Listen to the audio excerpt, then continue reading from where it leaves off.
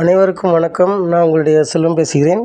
இந்த வீடியோவில் நாம் எதை பற்றி பார்க்க போகிறோம் அப்படின்னா, ஈரான் வாரில் இதுவரை நடந்தது என்கிற எபிசோடில் இந்த வீடியோவில் நாம் பார்க்க போவது ஈரான், இஸ்ரேல் அப்படிங்கிற ரெண்டு நாடுகளை பற்றி.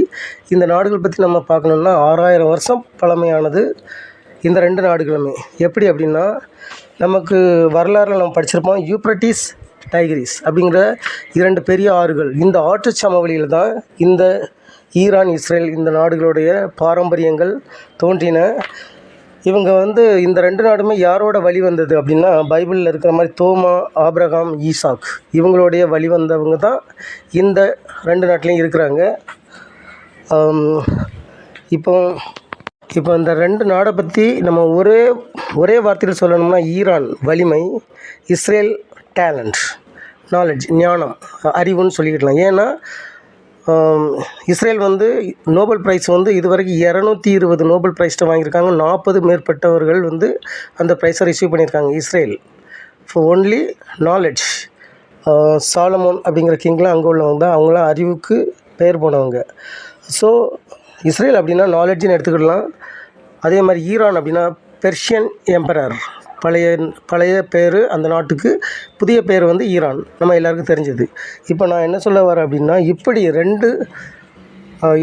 அப்படி இந்த ரெண்டு நாட்டுக்கும் என்ன ஒரு பெரிய அதிசயம் அப்படின்னா இருக்குது.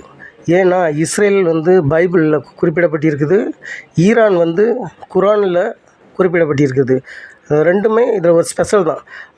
எப்படி பைபிளில் தேன் ஒரு பெரிய அது எப்படி சர்வலோக நிவாரணி அப்படின்னு சொல்கிறாங்களோ, அதே மாதிரி குரானில் கருஞ்சீரகம் இது சர்வலோக நிவாரணின்னு சொல்லுவாங்க. அதே மாதிரி பைபிளில் குறிப்பிட்டிருக்க ஒரு நாடு என்னது, இஸ்ரேல். குரானில் குறிப்பிடப்பட்டிருப்பது ஈரான். ஸோ நான் என்ன சொல்ல வரேன்னா, இப்படி ரெண்டுமே பெயர் போன இந்த ரெண்டு நாடுகள் தான் இப்போ போட்டி போட்டு போர் புரிந்து கொண்டு இருக்கிறார்கள். இதில் ஹியூமன் ஸ்லாட்டர் அப்படின்னு சொல்லக்கூடிய நம்மளுடைய இஸ்ரேலுடைய நேத்தன் யாஹூ அவர்கள் இறந்துட்டாங்கன்னு 2 டைம் ஈரான் கிளைம் பண்ணியிருக்காங்க. ஏன்னா அவருடைய ஆஃபீஸில் ஒரு தடவை மிசைல் அட்டாக் ஆகிருக்குது, அவருடைய வீட்டில் ஒரு தடவை மிசைல் அட்டாக் ஆகிருக்கு. இவங்க இஸ்ரேல் அமெரிக்காவோட சப்போர்ட்டில் நிறைய ஈரானில் ஒரு பள்ளிக்கூடத்தில் ஆட்டம் பாம் மிசைல் பர்ஸ்ட் பண்ணி ஒரு 220 குழந்தைகள் கொண்டிருக்காங்க. வேறு கேர்ள்ஸ் படிக்கிற ஸ்கூலில் பாம் பிளாஸ்ட் பண்ணி அங்கே ஒரு 200 பேர்கிட்ட கொண்டிருக்காங்க. ஸோ போர்னாலே கேர்ள்ஸு, சின்ன குழந்தைங்க இதெல்லாம் அவாய்ட் பண்ணுவாங்க. ஆனால் இவங்க ஃபஸ்ட்டு கையில் எடுத்துருக்கதே இந்த 2 பேர் தான் அடிச்சிருக்காங்க, குழந்தைகளையும் மகளிர்ஸும். ஸோ என்ன சொல்ல வரேன் அப்படின்னா, ஒரு எந்தவித ரூல்ஸ் அண்ட் ரெகுலேஷன் இல்லாமல் ஒரு ரேண்டம், ஒரு காட்டுவாசித்தனம் மட்டும் இஸ்ரேல் அட்டாக் பண்ணுறாங்க.